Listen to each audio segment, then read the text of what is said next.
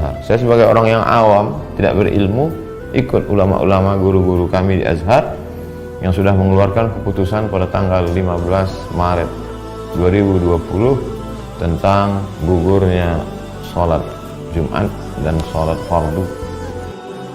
Himbauan dari pemerintah untuk kita tidak mendatangi atau mengadakan acara-acara yang berkerumunan manusia yang banyak,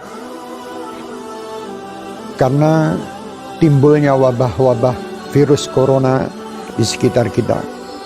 Kita wajib untuk mentaati apa yang disampaikan oleh pemerintah. Maka kita, ketika kita dikasih tahu, jangan pergi ke tempat kerumunan orang. Jangan pergi kemudian ke tempat orang yang berkumpul. Kurangi aktivitas-aktivitas di luar. Perbanyak kemudian aktivitas-aktivitas yang social distancing dan seterusnya. Termasuk, misalnya contoh sholat di rumah untuk sementara waktu. Berarti kita sedang pergi dari satu keputusan hukum kepada keputusan hukum yang lain. Yang insya Allah sama-sama halal. Menyimak begitu banyak polemik tentang sholat di rumah, AA, pimpinan Darut Tauhid dan seluruh jajaran Darut Tauhid memutuskan untuk sepenuhnya mengikuti fatwa Majelis Ulama Indonesia. AA dan keluarga sudah sholat di rumah dan semua juga dianjurkan sholat di rumah. Apabila di negeri itu ternyata yang sudah terinfeksi banyak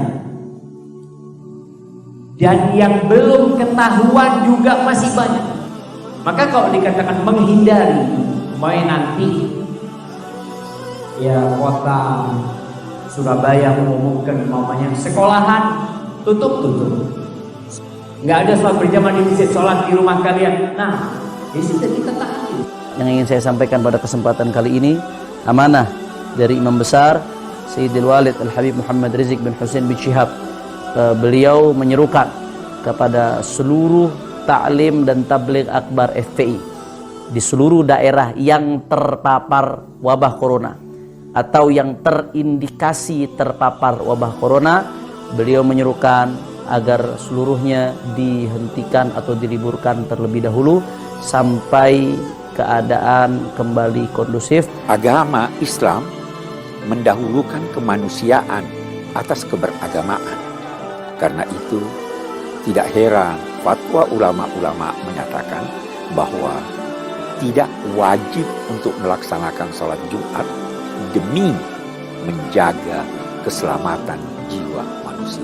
Sesuai dengan petunjuk medis, petunjuk para pemerintah, mari kita ikuti. Jika kita tidak boleh berkumpul di sebuah tempat, mari kita ikuti, karena kalau sudah medis yang mengatakan dibarengi dengan pemerintah, insya Allah untuk kemaslahatan kita. Jangan lagi mengadakan kumpul-kumpul untuk sholat berjamaah di masjid maupun sholat Jumat, karena penyebaran virus COVID-19, virus corona itu tidak kebanyakan kasus orang yang mengidap virus corona tidak menunjukkan gejala apapun. 85% tidak menunjukkan gejala apapun. Dan kondisi sudah dia nyatakan sebagai pandemi global, dan itu adalah penyebaran penyakit yang paling dahsyat. Hafizahullah misalnya dilarang mengadakan acara-acara keramaian, ya sudah kita taat. Ya kalau ternyata masjid tidak boleh datangi karena terbukti terjadi banyak virus corona, ya sudah, tidak usah datang. Mengurangi mobilitas, social distancing, hindari kerumunan massa, hindari keramaian, cukup berada di rumah kecuali ada darurat yang sangat mendesak. Kata mereka virus corona itu konspirasi Dajjal. Buktinya MUI Majelis Ulama Indonesia mengeluarkan semacam fatwa atau himbauan untuk menutup masjid. Tapi mal-mal, PT-PT, tempat hiburan dan maksiat kenapa tidak ditutup? Kenapa masjid aja? Kata mereka begitu, saudara. Maka saya jawab, dungu. Sejak kapan Majelis Ulama Indonesia MUI mempunyai wewenang untuk menutup PT atau menutup mal-mal atau tempat hiburan? Sejak kapan?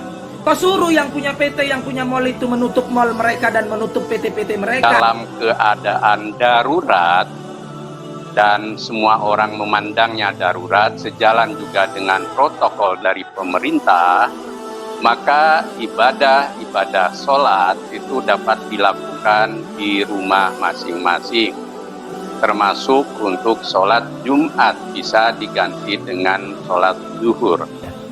Dan saya juga menghimbau kepada pemuka-pemuka di agama lain, saudara-saudariku sebangsa dan setanah air, ya, agar sama-sama kita bersinergi menyampaikan kepada umatnya, menyampaikan kepada masyarakat juga di bawah binaan dan bimbingannya, agar senantiasa bisa menjaga diri, kesehatan sesuai dengan instruksi yang kita dapati, dan bisa menyatukan kita dalam suasana kebangsaan yang utuh, baik, dan semoga Allah membebaskan kita dari wabah COVID-19 ini dan memberikan hikmah-hikmah terbaik kepada kita.